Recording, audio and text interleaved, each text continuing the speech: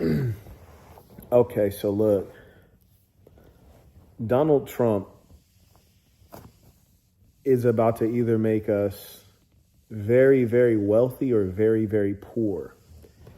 If he does some classic white man stuff, we're about to all ball out. When I say white man stuff, I mean, you know, play nice, have the underlying threat of violence, and if things aren't going the way he wants them to go, unleash that army, show people the horrors of modern war technology.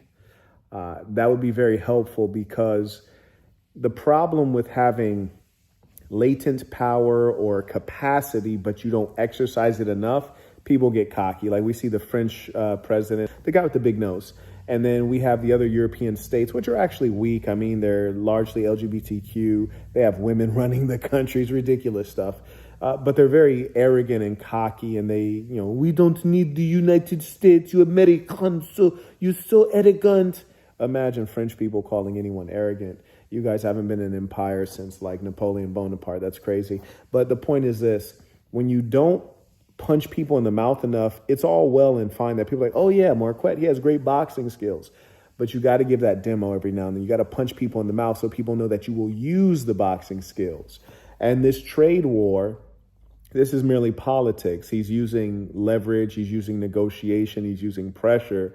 But what has to underlie that is violence. But the mere fact that China responded so quickly, people are viewing a shift in power toward China, which is not illusory. This is a fact. China has population. They have extraordinary technology, which the arrogant Westerners underestimate and lie about. They have an exploding population, which at the end of World War II, the Chinese people could hold hands and wrap around the earth multiple times. So they can throw endless columns of soldiers at you in conventional warfare. They don't need to break Geneva Conventions or any rules of war to win because they have an endless supply of people, which I trust they would perhaps sacrifice. They're not very battle tested like the Russians are, but the Russians have never been able to measure up to the United States. Anyways, point is this, the U.S. government has engaged in a lot of protracted failed wars. See Vietnam, see Afghanistan, see Iraq.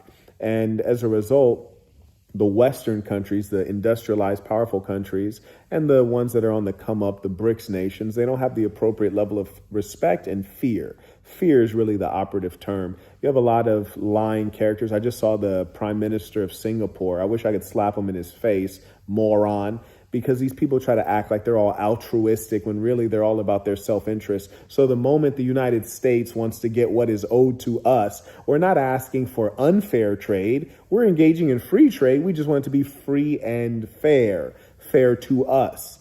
You see, we didn't outstrip what they're charging us in tariffs. We're saying, hey, we're going to match it, or we're going to bring you up to 10%, or we're going to put it at half of what you're putting ours at. And right now, I say Trump is giving us either the greatest opportunity or the greatest slap in the face. Now, Donald Trump, I tell you, me personally, if you mess this up, I'm going to tweet at you, I'm going to send a letter, and then I'm going to show up and, you're... And I don't want Secret Service jumping in. We shooting a fair one, you heard me? Because here's the thing. Donald Trump has crashed the stock market, which is fine. I'm going shopping. It's all on sale. I feel like a silly thought right now. Just shopping, buy it. The point is this, that stock is on sale. Men who are wise, rational, learned, experienced, we know this is time to buy. The United States has the most dynamic and for the time being the largest economy on earth. Capitalism has cycles. Stock markets crash. They boom, they bust. This is all a part of the game. With very valuable securities and companies like Apple that have significant cash reserves going on sale, they're great buys, presuming that these corporations can recover. How would an Apple recover when they have significant manufacturing in China? Well, they recover by a deal being struck and them being able to continue significant manufacturing in China. And I think as well they have Vietnam and Thailand as new partners, even though Vietnam also has a significant tax on them. And I don't want to hear anyone whining. I do a lot of business in Vietnam, B2B.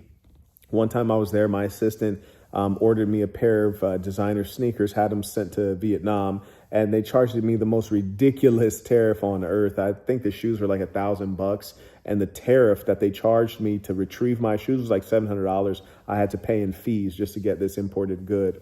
So the tariff surge is utterly ridiculous, and it's obviously prohibitive. And I respect and understand that. But my point is, we don't want to hear these countries complaining as though they haven't been doing the same thing. Now they want to complain when we want our fair share. Well, guess what? We're taking our fair share. China reacted very quickly and aggressively to the United States, which is letting the U.S. know that they have no tolerance. Being that they have no tolerance and they're not going to play nice, we either need to wreck their economy, which will wreck ours at the same time. But in the long run, it'll help us out. It's not going to return manufacturing to the United States. And frankly, we don't need a significant return of man-fueled or man-driven, human-driven manufacturing. It'll be high-tech. We'll have, smart factories and all this good stuff.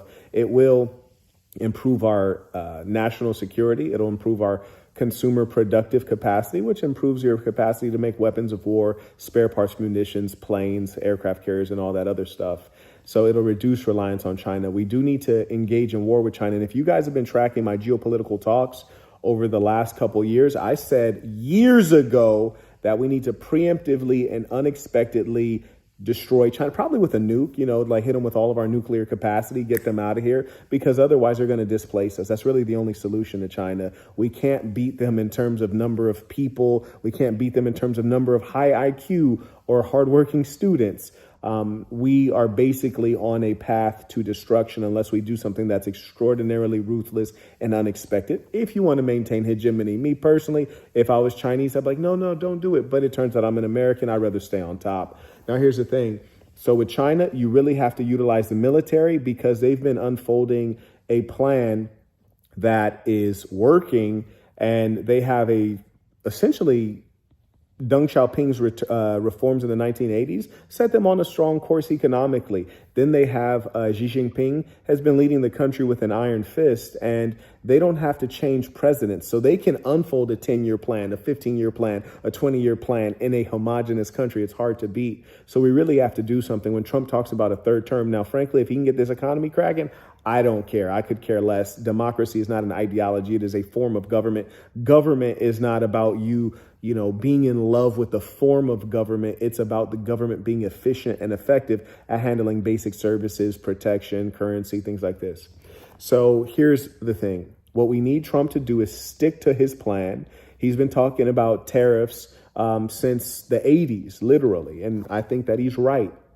He's upsetting the existing status quo, which will help us rebalance government budget. Imagine the government not being over budget. And it will also bring in more revenue. But more importantly, over the long term, it'll protect the American citizen. It'll bring more vibrance to the American middle class. What economists are saying, I don't trust economists. They're not very good. I mean, you often find economists who disagree with each other, and then they both end up being wrong, right? Economists, Wall Street, I don't trust them. Not to say that I'm not investing. I am investing right now. And I'm investing under the idea that Trump is putting stock on sale, and that if he's successful and he's able to, at the very least, bully Europe, and personally, I'd probably attack Canada, make them a vassal state, don't give them any voting rights. Because if we give them voting rights, then they're going to make the country liberal, because the Canadians are leftist idiots who have a terrible healthcare system. They come down here to get healthcare, the wealthy ones, or they just stay there waiting 10 years to see a doctor for, basic things. They're imbeciles. But very friendly people. Shout out to the Canadians. Don't you know? Tim Hortons, don't you know? But anyways, I'm counting on Trump to have the stock market recover. I estimate that if Trump is 60% as good as I'm hoping he is, stock market will recover and also reach a new high within 18 months. We'll see huge gains, especially if you've been buying cheap securities. I think that he will have to position some of our military hardware, aircraft carriers, all that stuff strategically on behalf of Americans, not on behalf of Israel. He's been trying to intimidate Iran, basically fighting Israel's war. And ironically, when he put the 10% tariff across the board on every country on earth, even countries that don't actually exist, long story, I think they used AI to figure this stuff out. It's really sad. And AI is often wrong. But the point is this. Israel was hitting us with tariffs. Now, how crazy is it when we give them so much money, literally money, but also weapons, aerial intelligence. And we have to protect ourselves better and spend more money on ourselves militarily because of supporting them gives us more enemies. And they still had tariffs on us. Utterly ridiculous. And it just shows you that we've rarely had an American patriot in office. We've had the Bidens in office and they're beholden to Ukraine or Russia or China. We've had Trump in office and all the other politicians and they're beholden to Israel. So right now we have an opportunity where Trump is almost America first.